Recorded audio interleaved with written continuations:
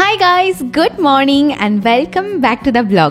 তো অনেক দিন পর ভাবলাম চলো আজকে একটা ভয়েস ওভার ব্লগ করা যাক, দেখা যাক তোমাদের কেমন লাগে। তো রোজকার মতো সকালে উঠে যেটা আমার প্রথম কাজ থাকে সেটা হলো তানি, অঙ্কুশ আর হ্যাঁ অবশ্যই অর্ঘ্যর সাথে প্রচুর মজা করা। কারণ দিনের শুরুটা যদি পরিবারের প্রতিটা সদস্যের সাথে এইভাবে শুরু হয় তবে দেখবে মনটা একদম ফ্রেশ হয়ে যায়।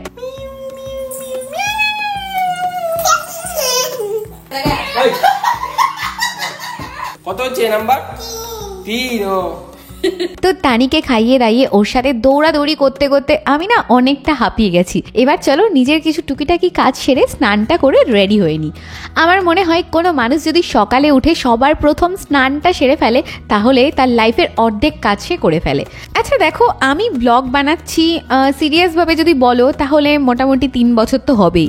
তো এর মধ্যে অনেক নতুন নতুন মানুষ তোমাদের মধ্যে আমার সাথে এসে জুড়েছো, যারা অনেকেই জানো না আমার বা অর্ঘ্যর প্রফেশনটা কি, মানে আমরা কিভাবে উপার্জন করি। যদিও কিউএনএ ভিডিওতে আমি এই বিষয়ে অনেকবারই কথা বলেছি, তবুও আজকে আরও একবার চলো তোমাদের সাথে সেটা শেয়ার করি।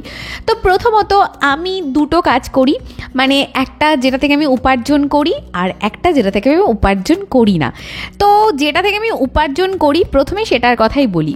তো বর্তমানে আমি একজন কন্টেন্ট ক্রিয়েটার আর তার সাথে সাথে একজন সোশ্যাল মিডিয়া ইনফ্লুয়েন্সার।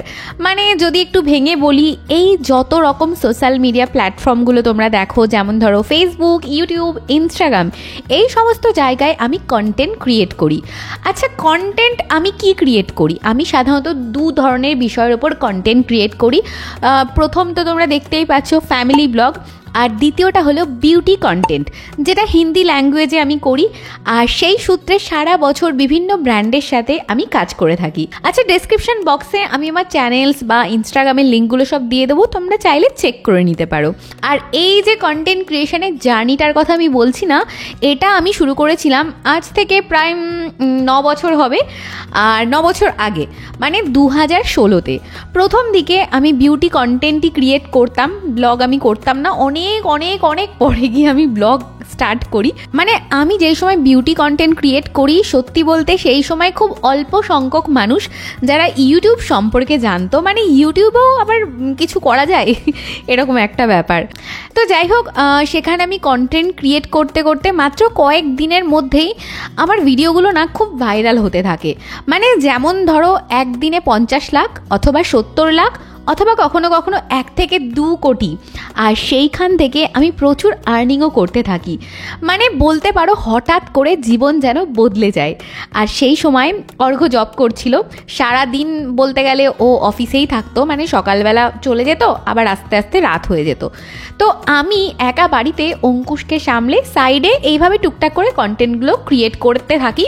কিন্তু ধীরে ধীরে যত আর্নিং আমার আসতে থাকে আমি না আরও ইনভলভ হয়ে যাই এই কন্টেন্ট ক্রিয়েশনের জার্নিটার সাথে। আর আমি না সব কিছু ঠিক করে সামলাতে পারছিলাম না। মানে ধরো বাড়ির কাজকর্ম, অঙ্কুশকে, আর তার সাথে কন্টেন্ট ক্রিয়েশন, আর আমি এটা ছাড়তেও পারবো না, কারণ অলরেডি এখান থেকে আমি অনেক ভালো রকম আর্নিংও স্টার্ট করে দিয়েছিলাম। তো সেই সময় আমি অর্ঘ্যকে বলি, তোমার হেল্প দরকার, তুমি প্লিজ জবটা ছেড়ে দাও, আর আমরা দুজনে মিলে আরও ভালো করে এই কন্টেন্ট ক্রিয়েশনের কাজটাকে না করতে থাকি। প্রথম দিকে অর্ঘ্য রাজি হয়নি, বাট ধীরে ধীরে আমার আর্নিং যখন বাড়তে থাকে আমি তখন অর্ঘ্যকে কনভিন্স করে ফেলি। আর অবশ্যই এটা বলতে কোনো দ্বিধা নেই যে এই কন্টেন্ট ক্রিয়েশনের জার্নিটা অনেকটা সেফ, মানে বাড়িতে বসে আরামসে তুমি করতে পারো। তাই অর্ঘ্য কয়েক মাস পর রাজি হয়ে যায়। আর সত্যি বলতে একটা সিক্রেট কথা আমি তোমাদেরকে আজকে বলতে চাই, যেটা আমি কাউকে কখনো বলিনি, এটা আমার মনের কথা। আমি না সবসময় চাইতাম আমার হাজবেন্ড আর আমি আমাদের লাইফে আমরা যাই করি আমরা যেন একসাথে থাকি। মানে ঝগড়া করব, মারপিট করব, যা কিছু করব, বাট একসাথে থাকবো। আর ফাইনালি আমার ইচ্ছেটাও পূরণ হয়ে যায় যখন অর্ঘ্য রাজি হয়ে যায়। আর তারপর থেকে আমি আর আমার হাজবেন্ড এইভাবেই কন্টেন্ট ক্রিয়েশনটাকে আরও বেটার, আরও অনেক বেটারভাবে করতে থাকি। আরও অনেক প্ল্যাটফর্মগুলোর সাথে আমরা যুক্ত হতে থাকি। আর সেখান থেকে আমাদের ড্রিম হাউস, আমাদের ড্রিম কার, আরও অনেক অনেক ড্রিম পূরণ হতে থাকে। আর তারপর তারই আমাদের জীবনে আসে, আর তারপর থেকে সব কিছু এরকমভাবেই চলছে। তো যাই হোক, দেখো এখানে গল্প করতে করতে আমি আমার অনেকগুলো কাজ সেরে ফেলেছি। তানিকে স্নান করিয়ে দিয়েছি, তানিকে জামা কাপড় পরিয়ে দিয়েছি, আর অনেক কিছু করে ফেলেছি, তাই না? তো এইবার আমরা এখন না ছাদে এসেছি সবাই মিলে। তার একটা কারণ আছে, আমাদের বাড়িতে না রোজ সকালে শুধু আমাদের জন্যই কিন্তু ব্রেকফাস্ট হয় না, পাখিদের জন্য খাবার আমরা বানাই, আর সেটাই এইভাবে আমরা ছাদে এসে রোজ দিয়ে থাকি। এই কাজটার দায়িত্ব সাধারণত অঙ্কুশের ওপরই থাকে, তবে আজকে যেহেতু ব্লগ করছি তো ভাবলাম চলো তোমাদের সাথেও শেয়ার করি। আর পাখিগুলো জানো তো অঙ্কুশকে এত ভালো চিনেছে না, যখনই অঙ্কুশ ছাদে ওদের জন্য খাবার নিয়ে আসে ওরা না কোথা থেকে চলে আসে, আর এত সংখ্যা ওদের দিন দিন করে বেড়ে যাচ্ছে। তো আমার তো মনে হচ্ছে এবার থেকে ওদের খাবারের পরিমাণটাও আমাদের বাড়াতে হবে। ওই দেখো কত পাখি এসছে অর্ঘ, আগে তো পাখি আসতো না, দেখেছো?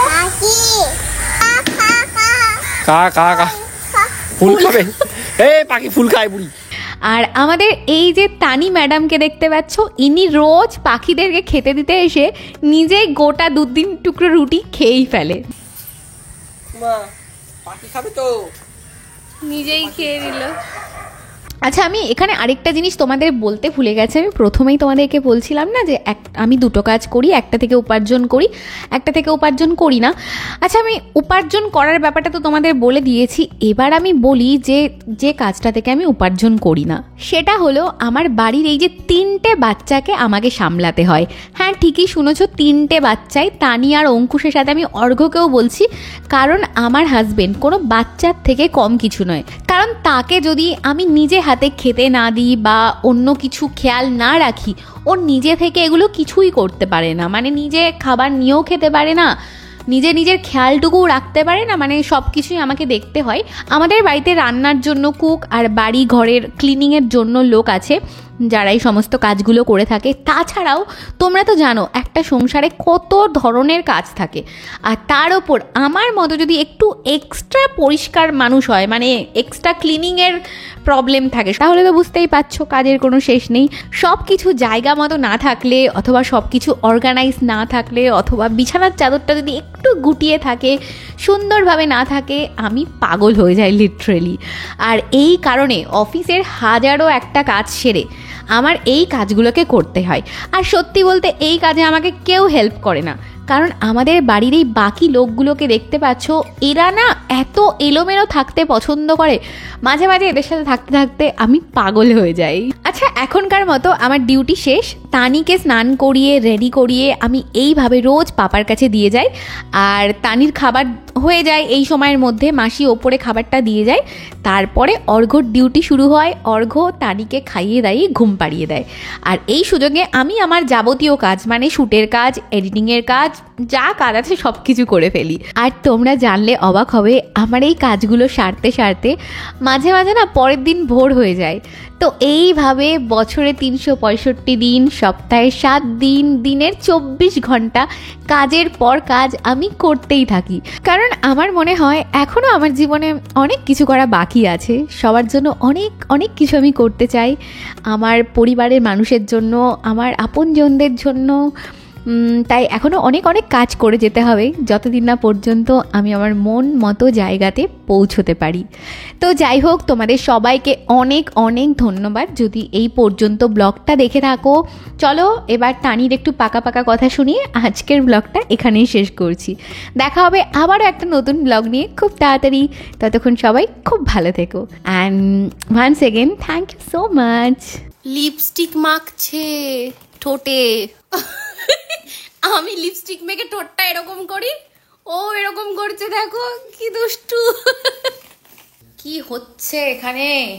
কি খাওয়া হচ্ছে? এটা কি খাচ্ছ তুমি? ওষুধ খাচ্ছ? জিভ বের করে চেটে চেটে খাচ্ছ। কেউ মিছিমিছি কি করে এরকম করে ওষুধ খেতে পারে তানি? এই সত্যিকার ওষুধটা নিয়ে আয় তো বাবু, আনবো ওষুধ, আনবে দাদা? তাহলেই পালাবে। একটু গুড নাইট বলে দাও সবাইকে, বাই করে গুড নাইট বলে দাও।